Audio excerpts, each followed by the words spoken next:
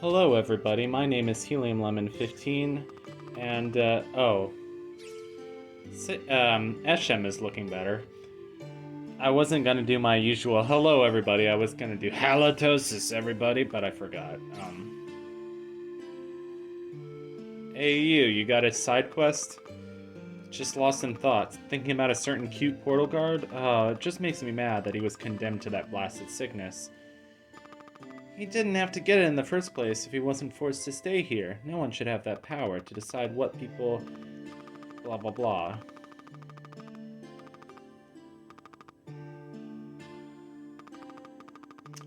Ugh. This guy's giving us another side quest. We have to get some big chicken meat and cook it. It's making me hungry, and that's never a good thing. Anyway. Life is good. Life is good here in the Greenwood Forest. The Johnny Greenwood Forest, which somebody give Johnny Greenwood his damn Oscar because he deserves it. He's done so many good film scores. And he's like the underdog that I'm constantly rooting for, you know? Johnny Greenwood when it comes to the Oscars. He's done There Will Be Blood. He did Power of the Dog recently. Forget what else he's done, but honestly, dude, give Johnny Greenwood his freaking Oscar already because he's been nominated like for the last 5 years or whatever, and he hasn't gotten it. Anyway, that was a long rant about how I think Johnny Greenwood has been cheated out of an Oscar because he's kind of an underdog. But like, I root for the underdog. I think you should always root for the underdog. Anyway, we have some new enemies in this room that are honestly kind of annoying. You can't get through these laser beams. The laser beams are completely impassable. You can't freeze time and go through them because somehow these enemies are impervious to time freeze. You just gotta hit them with a bunch of big swords in a row because they take a lot of damage. You don't have to use your big sword, but it is annoying to get the ones that are up on the ceiling because every time you gotta do a double jump and then a timed sword slash. Double jump, sword slash, double jump, sword slash, and it's like, oh, I don't want to do this, I just want to go home. Speaking of which, it's freezing temperatures here in New York for Christmas Eve. There's another gear of the Timespinner. Well, look at that. Do we have 2 out of 3? Or do we have 3 out of 3? I think we have 2 out of 3. No, but this was the first one. But I do believe I know where another one is. I do believe we're gonna get it in this episode. If that isn't spoiling too much. Which it certainly might be. It's certainly shirtless. Jason Alexander shirtless. Why, yes, I would like to see that. Never mind. The Hellgazers. Oh my god, it's so metal. Should be in a metal band. Should be in a band called Spiderland. No wait, Spiderland is the name of the album and Slint is the name of the band. It's one of those post-rock kind of things, and I think post-rock is a dumb name.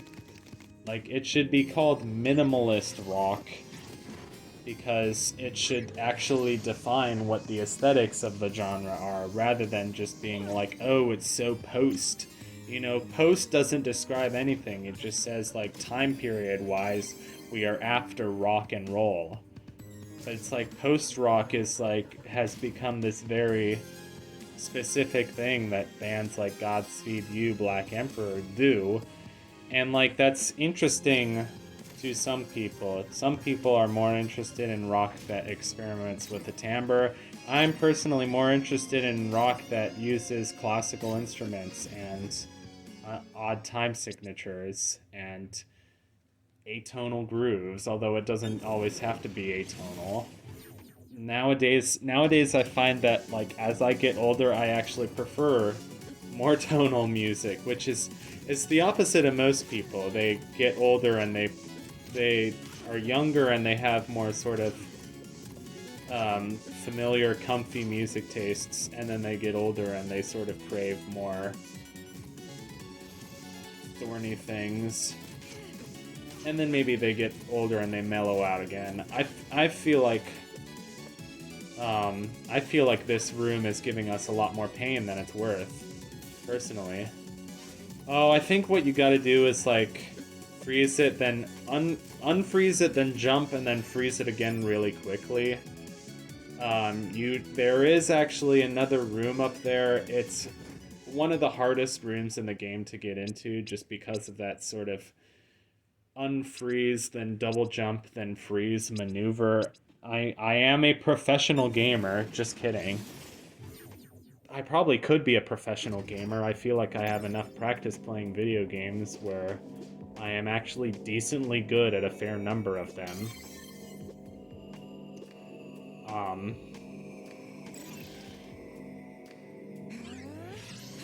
At least I have knowledge on dozens and hundreds of video games by now.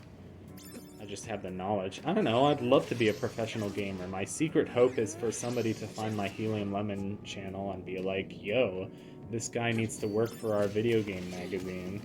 Like Donkey hire me for his company or whatever, except I don't know anything about game dev or coding. I just like video games, so I can write music for them, or I can write reviews of them. You know, I am in school studying music, but I don't know what I would do because I don't know coding and I don't know game dev. I could experiment with game dev, like, you know, I have RPG Maker 2003, and while there's no way I'm going to make a best-selling title using that, unless it's about something really controversial, which I do know somebody in history has made a RPG Maker game based on... Wait, it wasn't RPG Maker, but it was something similar. They made a RPG Maker game based on, like, the Columbine shooting. And... ugh. That still kind of leaves a bad taste in my mouth, but I think it's supposed to. I think it's supposed to be a provocative piece of art rather than celebrating the shooting. It's, you know, questioning, like, whether video games desensitize us to violence. And instead of making it like a FPS game about the Columbine shooting, it's like this little, like, you know, battle music starts playing and it's like doop doop doop doop. I don't know. It's a really sort of awkward and uncomfortable topic to grasp, though. I mean, as it should be. Like, people lost their lives. Like, guns should never be brought into schools. Guns should really not be brought anywhere. So sorry to make this episode so political. I don't know. I tend to stay out of politics, but, like, that seems like a given, that guns shouldn't be brought anywhere. But what if they make us safer? What if there are bears in Wyoming? I mean, that's different. Like, oh my, I picked a scab of a zit on my face, and now I'm getting blood on my hands, so that's always lovely. Wow, that's fun. Fun topics. Only the funnest topics today. Anyway, we're exploring deeper into these caves now that we have the letter A key card. And I'm exploring these in my very typical, sort of atypical way of exploring the caves, where I'm like... since I've played this game before, I knew that there was a boss coming up, so I wanted to try and avoid it, and I wanted to try to get a sense for, like, oh, is this progress? Or is this not progress? Because it seemed... I couldn't tell whether the general direction, like the most important direction the game was taking me, was down or right. But it turned out, I think the game is ultimately taking me right to the next area. But if we keep going down, we get a treasure chest. A treasure chest. A treasure chest. We get lots of fetid wyverns that we can just sort of jump over, although we did get poisoned. That's never good.